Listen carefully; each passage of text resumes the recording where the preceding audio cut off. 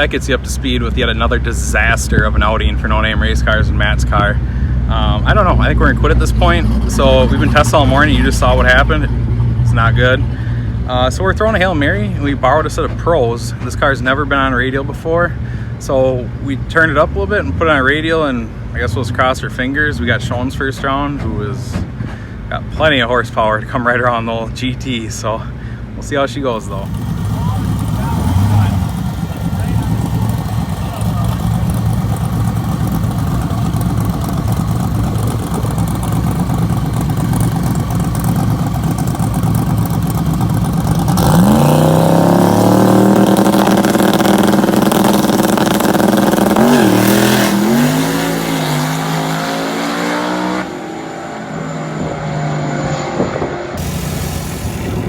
We strapped the radials on to pull off the Hail Mary miracle there against Sean's.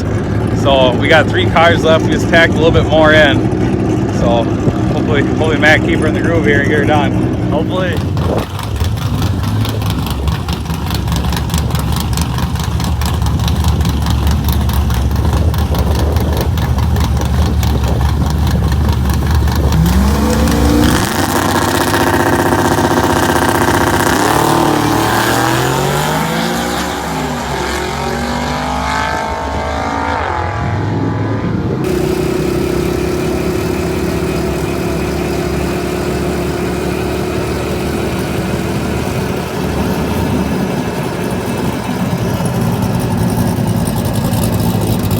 And then I'm like, you know what, my kid's sleeping with my wife, and I'm like, oh, fuck, it's right around the time he likes to wake up. I'm like, if I do anything dumb right now, one of my dogs is going to bark. So I'm like, I think I'll probably make it okay.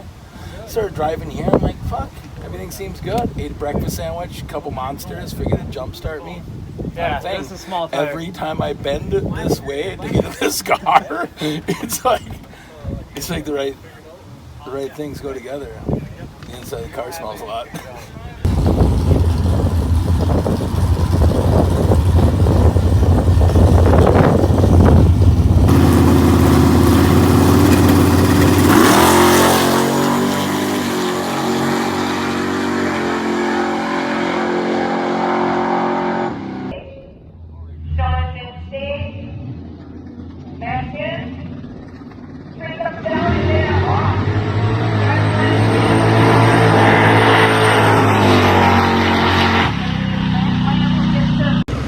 So Matt lights the old W, and Zach's gone, and I'm so excited to get back and celebrate. And my 3-wheeler won't start. So I call Zach, I'm like, buddy, come get me. He's like, what do you mean? We're right behind you. Oh, my bad, boys. You're 60 feet away. I do have a small confession to make about the decision to put radials on Matt's car this weekend. So for the last 10 months, I consult with Steven on quite a bit of stuff at the racetrack. And basically every conversation we have about a car not performing ends with Steven saying, hey, you should really put radials on the car. I've kind of been watching it, and I think it would really benefit from it. And me and Matt and whoever else is in our posse that weekend just looking at Steven going, hey, small tires. Gas days, small tire fast, radio dumb. Steven's like, well, guys, it'd probably be worth a try. Just throw them on and see how it works. Small tire fast, radio tire bad. We don't run radios around here, Steven. Oh, okay, guys, suit yourself. So, at the end of this video, we can all conclude that Steven was right and I was wrong.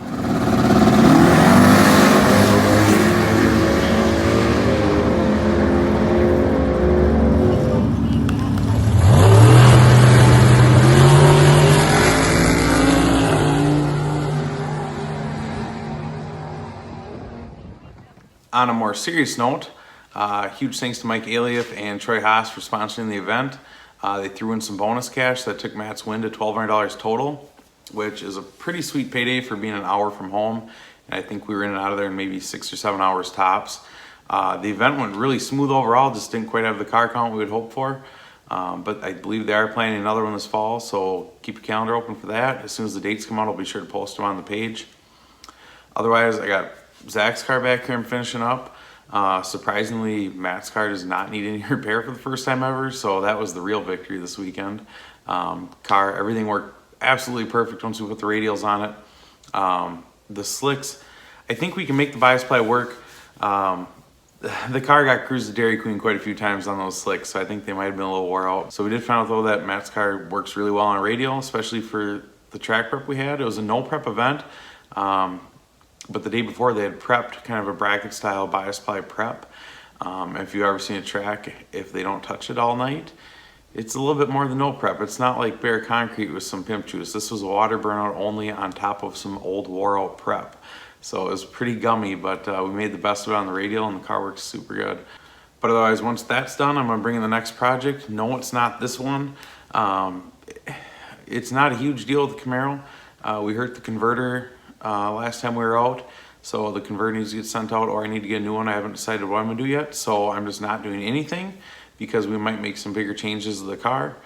So the next project coming will be the stock car. I've got some plans for it with Brian. I think it's gonna be pretty sweet and we might drag things across the country this fall if everything works out just right. So we'll see how that goes. It might not work at all, I don't know. I gotta shake the money tree a little bit and see how much falls off. But otherwise, stand by for updates on the stock car. Probably stand by for a video of that going down the street somewhere. And stand by for this collecting dust. I take a lot of flack about my flip-flops. I don't know why. This is one good sunny day at the racetrack. Came with a victory though.